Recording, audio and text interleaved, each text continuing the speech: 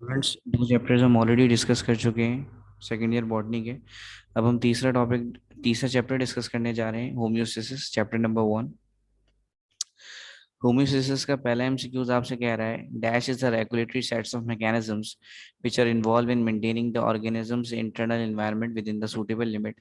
वो कह रहा है वो कौन सा मेंटेनेंस सिस्टम है, कौन सा मेंटेनेंस मैकेनिज्म है जिसके थ्रू बॉडी का इंटरनल सिस्टम मेंटेन हो रहा होता है सूटेबल लिमिट्स के अंदर। तो अगर आपने बुक पढ़ी हो तो ये डेफिनेशन है होम्योस्टेसिस की। फिर वो आपसे कह रहा है there are dash aspects of homeostasis.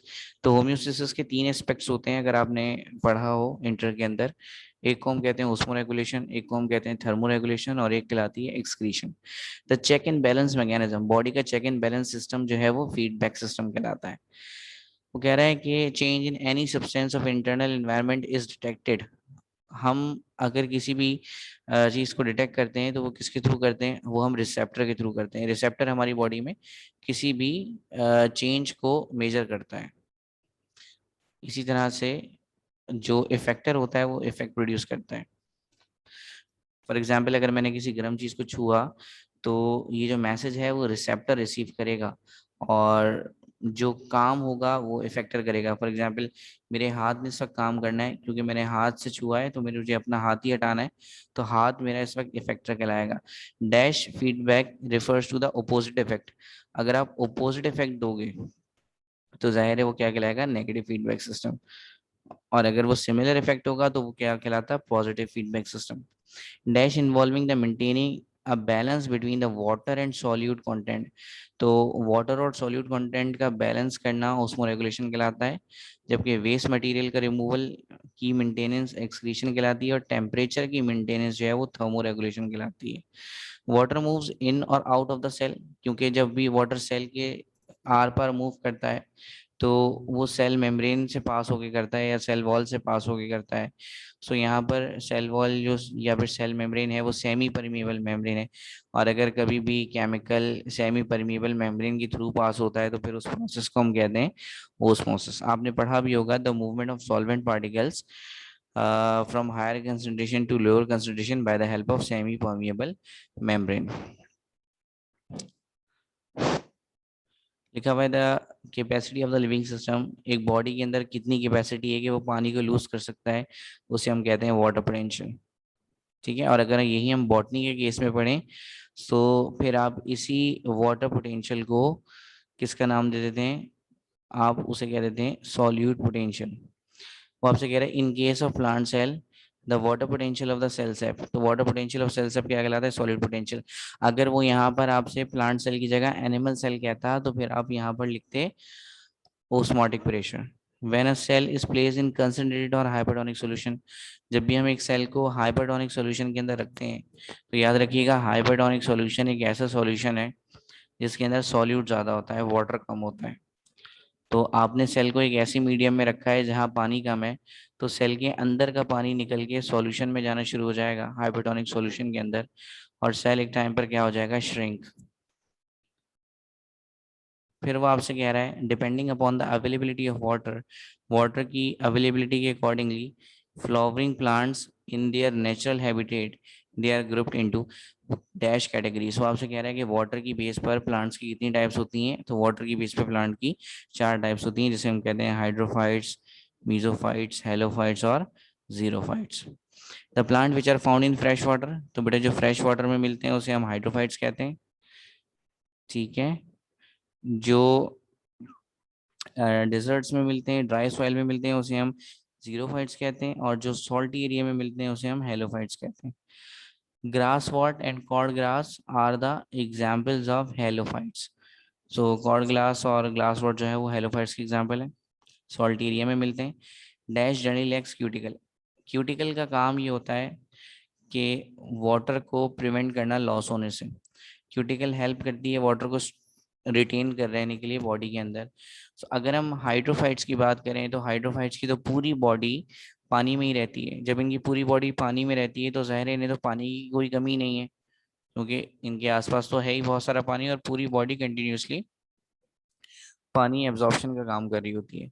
So hydrophytes को कभी भी शॉर्टेज ऑफ वाटर नहीं होती, इसलिए इनकी बॉडी में क्यूटिकल नहीं होगी, क्योंकि क्यूटिकल पानी को स्टोर करने के लिए इस्तेमाल होती है, पानी को बचाने के लिए इस्तेमाल होती है।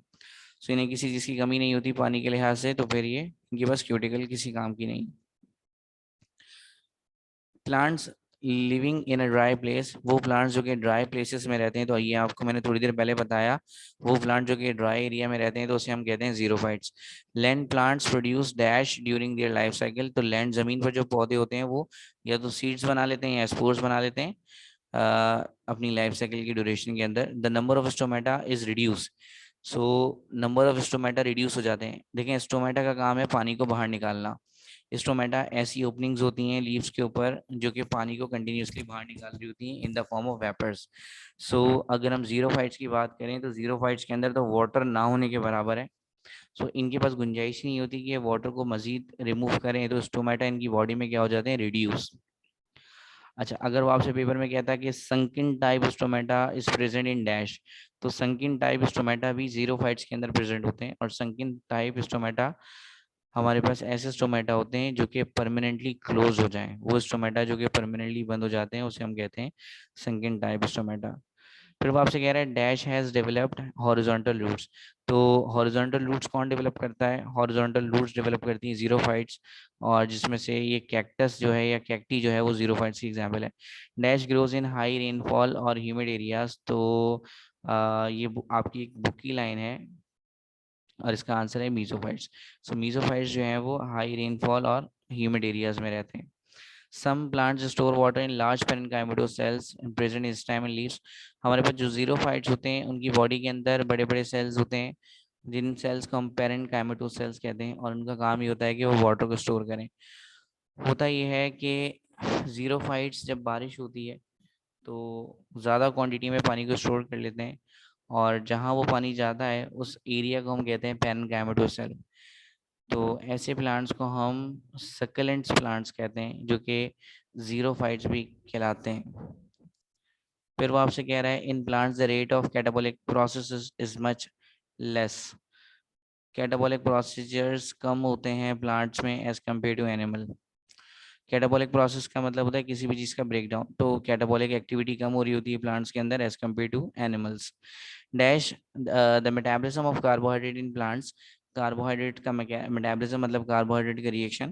तो कार्बोहाइड्रेट का जब रिएक्शन होता है, कार्बोहाइड्रेट असल हम हमारी यहाँ की जो बॉडी है उसमें हम ग्लूकोज को कह रहे हैं, तो ग्लूकोज का ब्रेकडाउन प्लांट्स की बॉडी के अंदर एंड प्रोडक्ट क्या क्या देता है, तो आपको पता है जब भी ग्लूकोज ब्रेक होता है तो हमें क्या चीज़ें मिलती हैं, हमें कार्बन डाइऑक्साइड और वाटर मिलता है।